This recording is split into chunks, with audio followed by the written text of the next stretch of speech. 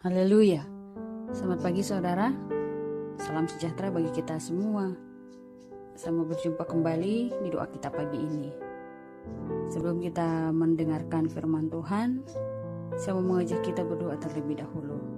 Kita meminta Tuhan yang akan menjamah hati kita, agar firman Tuhan yang kita dengar itu menjadi rema, menjadi kekuatan dalam hidup kita. Mari kita berdoa. Terima kasih Tuhan, kami mengucap syukur pagi ini karena Engkau sungguh baik buat hidup kami, yang sudah menolong kami dalam peristirahatan kami sepanjang malam.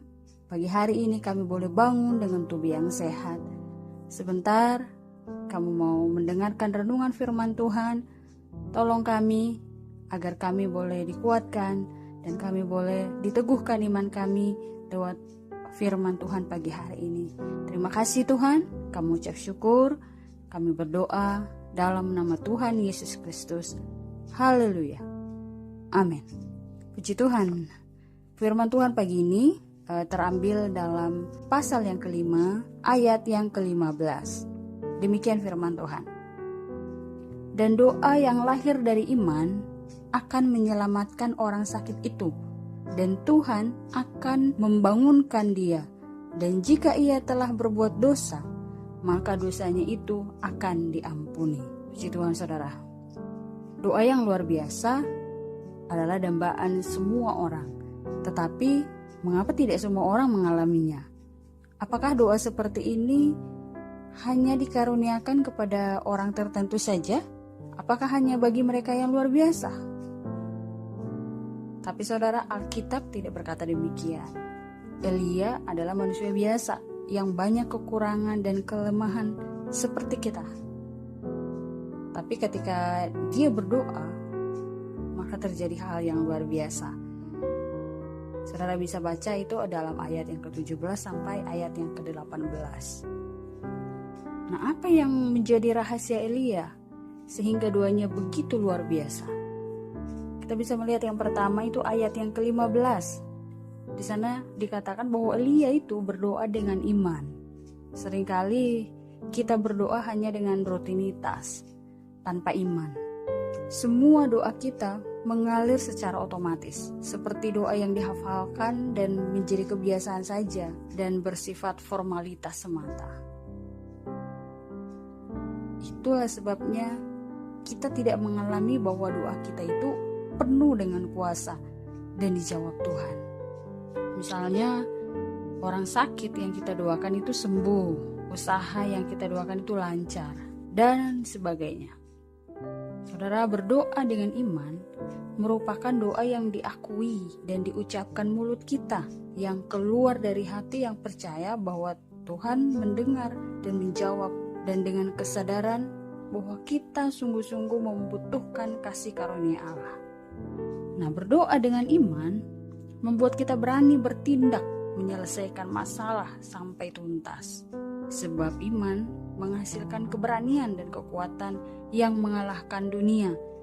Itu ada di dalam 1 Yohanes pasal 5 ayat yang ke-4 sampai ayat yang ke-5. Yang kedua adalah ayat yang ke-15 sampai ayat yang ke-16. Dikatakan mengampuni dan diampuni, serta saling mendoakan. Ini adalah rahasia kedua Elia sehingga doanya begitu luar biasa. Saudara, mengampuni adalah syarat mutlak untuk doa yang berkuasa.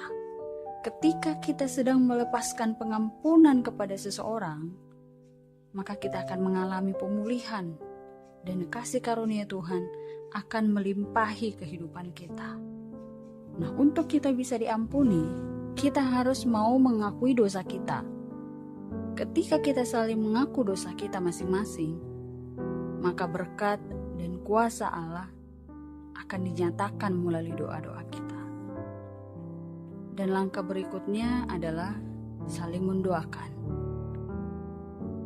Saat kita berdoa, jangan hanya mendoakan keperluan kita atau kepentingan diri sendiri saja, tapi kita juga mendoakan anggota keluarga kita, saudara kita, dan orang lain juga, termasuk tempat tinggal kita dan negara kita, negara Indonesia.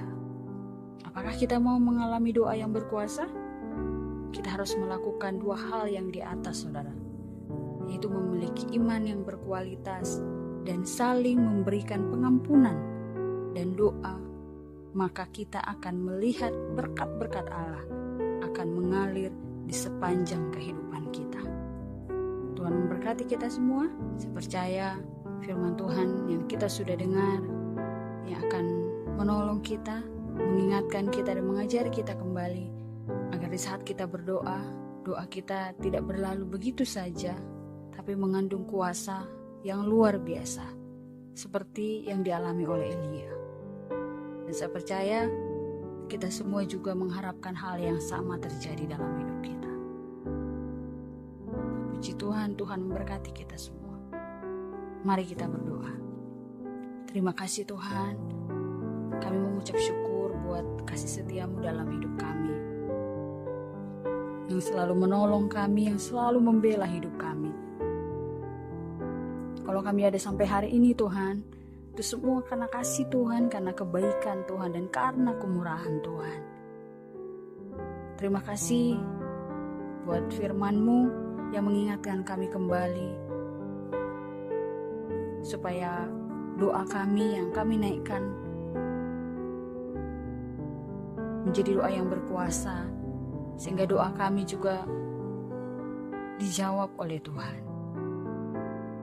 Mampukan kami untuk melakukan firman-Mu, sehingga firman-Mu itu Tuhan yang akan terus memperbaharui hidup kami dan terus mengajar kami Tuhan untuk semakin memiliki hidup yang berkenan di hadapan Tuhan. Engkau tahu setiap kebutuhan kami yang mendengarkan firman-Mu pada saat pagi hari ini. Engkau tahu segala pergumulan kami. Tuhanlah kiranya menjadi penolong dalam hidup kami. Engkau memberkati setiap umat-umat-Mu, Engkau membela setiap permasalahan yang dihadapi oleh setiap umat-umat-Mu, dan Engkau juga yang memberikan kekuatan bagi setiap hamba-hamba-Mu dalam setiap pelayanan mereka. Dan kami juga berdoa buat bangsa kami, Tuhan berkati, dan biarlah pemulihan yang daripada Allah senantiasa terus terjadi buat bangsa kami, sehingga bangsa kami bisa lebih maju lagi, baik dalam hal perekonomian, sehingga setiap masyarakat, orang-orang yang ada di dalamnya boleh mengalami kesejahteraan. Terima kasih Tuhan, kami serahkan hidup kami sepanjang hari ini. Dalam kami beraktivitas, Tuhanlah yang menyertai kami, dan Tuhanlah yang membela seluruh hidup kami. Ini menjadi doa kami berdoa, meminta hanya di dalam nama Tuhan Yesus Kristus. Haleluya. Amin.